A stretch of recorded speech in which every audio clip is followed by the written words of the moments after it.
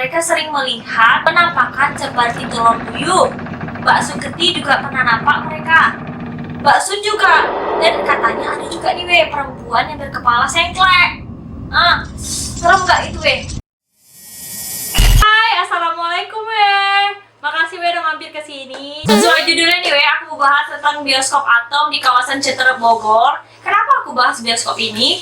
Karena bioskop ini dikenal dengan keangkerannya. Karena kan biasanya kalau bioskop-bioskop itu dijadikan tempat hiburan kan. Nah, kalau bioskop ini aneh nih, lain dia dari yang lain. Dijadikan sebagai tempat uji nyali untuk beberapa program TV yang berbau mistis, ya kan? Kenapa lah dia menjadi tempat uji nyali? Katanya dulu ada wanita yang meninggal di bangku 13 itu karena aborsi, dan bayinya itu diletakkan di bawah bangku penonton. Nah, jadi bioskop ini dia tutup. Dan kalian kira bioskop ini tutup gara-gara ada kejadian itu? Nanti kalian kira pula hantu-hantunya itu ganggu penontonnya lagi nonton, ya kan? Enggak nggak kayak gitu ceritanya. Nanti kita ceritakan ya. Sebetulnya aku nggak berani sebut nama lengkap orang itu. Takut aku. Dan jadi aku nanti tulis saja di atas ya. Nah ini jadi aku bilangnya Mbok Sun, Mbok Suketi, sama telur puyuh ya. Dulu di daerah Citerep ini ada 3 bioskop. Bioskop Palapa, Columbia, sama Atom, ya kan? Masih satu cabang ya orang ini. Nah, pada tahun 1997, Indonesia kan mengalami krisis moneter, weh.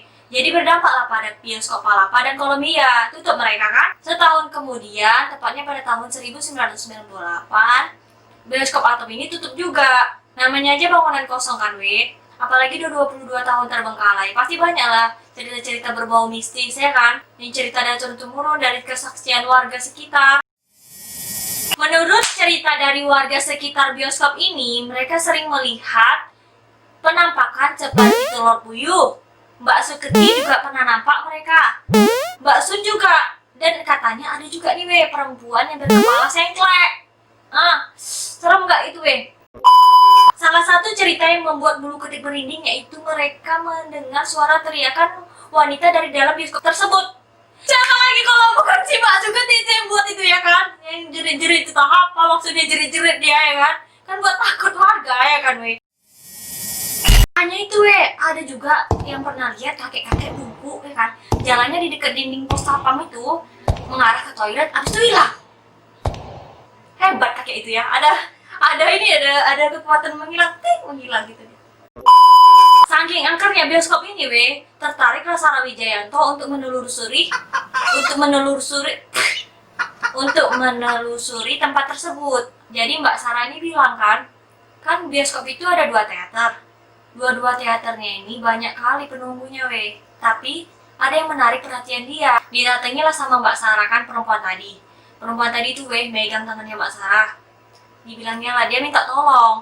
Ditanya Mbak Sarah lah, kenapa kau? Katanya. Diceritakanlah sama cewek itu, aku mati gara-gara pendarahan.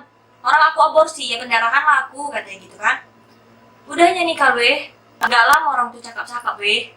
Berubah pula cewek ini jadi Mbak Sun weh. Terkejut lah Mbak Sarah nih kan weh.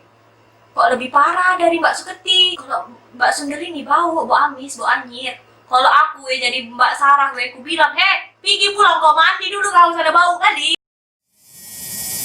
Faktanya menurut kesaksian penjaga keamanan pada saat terjadinya aborsi tersebut, dia bilang, bapak itu bilang kayak gini, itu emang ada dulu perempuan yang duduk di bangku 13 mengalami pendarahan pada saat pemutaran film, ya kan? Namanya lagi nonton kan suasana itu kan gelap, abis itu berisik, ya kan? Nggak dengar lah orang-orang itu kalau dia tuh menjerit. Udah siap filmnya kan hiduplah lampunya, ya kan? Barulah ketahuan kalau dia tuh pendarahan. Dari situ dibawa lah sama orang ke rumah sakit. Dannya di perjalanan meninggal dia, bukan karena aborsi di situ. Jadi namanya cerita turun-temurun, ya kan? Pasti beda-beda lah, ya kan? Kalau kita aja cerita sama orang, beda lah itu. Ada yang ditambah-tambahinya, ada yang dikurang-kuranginya, ya kan? Tahu lah kalian, paham lah kalian kayak gitu, ya kan? Dan menurut artikel yang aku baca, ceritanya ini kurang lebih sama lah yang kayak aku ceritakan tadi Bagi kalian yang udah pernah dengar cerita ini, boleh dong ceritain versi kalian di komen ya. Udahlah, sekian cerita kita hari ini, ya kan? Kalau kalian suka sama video ini, bolehlah di like. Kalau kalian rasa cocok sama video aku, boleh di subscribe biar channel kita ini berkembang terus ya. Dadah!